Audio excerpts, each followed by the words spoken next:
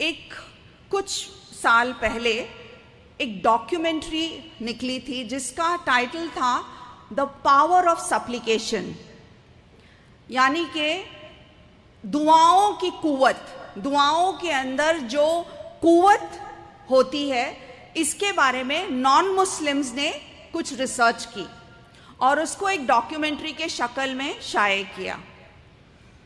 उसका क्या नतीजा था और वो रिसर्च क्या थी? उन्होंने क्या किया कि उन्होंने 2 सेट ऑफ प्लांट्स लिए, पौधों को 2 सेट ऑफ पौधे जो है बीज डाले और उनको उगाया गया।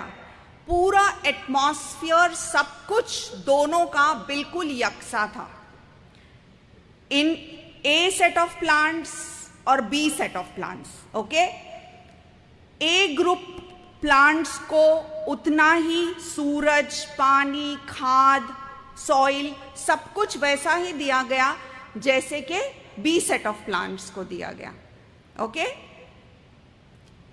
फर्क सिर्फ ये था कि ए सेट ऑफ प्लांट्स के लिए बहुत दुआएं की गई और बी सेट ऑफ प्लांट्स के लिए कोई दुआ नहीं की गई। ए सेट ऑफ प्लांट्स के लिए पर्टिकुलर दुआएं की गई कि इसके फूल ऐसे हों, इसके फल ऐसे हों। एक विजन जो है दिया गया ए सेट ऑफ प्लांट्स के लिए। बी सेट ऑफ प्लांट्स को बस यूं ही उगने के लिए, इसकी परवरिश होने के लिए छोड़ दिया गया। आपको क्या लगता है अजीज बहनों, नतीजा क्या हुआ? ये नॉन मुस्लिम्स ये रिसर्च और ये डॉक्यूमेंट्री की पूरी रिसर्च कर रहे हैं।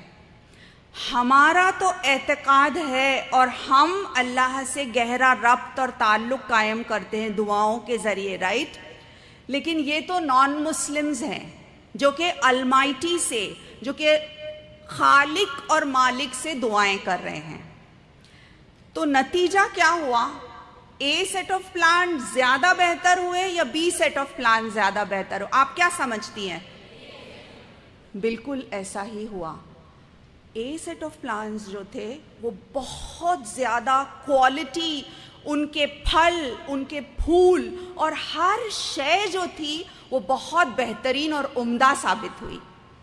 और बी प्लांट्स जो थे वो बिल्कुल अधूरे से वो हो गए।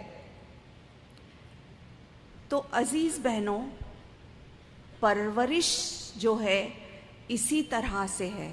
जब बच्चों को बस यूं ही बढ़ने के लिए छोड़ दिया जाता है, जब उन पे तवज्जो नहीं दी जाती है, उनके लिए एक प्लान और एक मिशन अगर नहीं है वालिदैन के जहन में, तो ऐसे हैं जैसे कि बी सेट ऑफ प्लांट्स।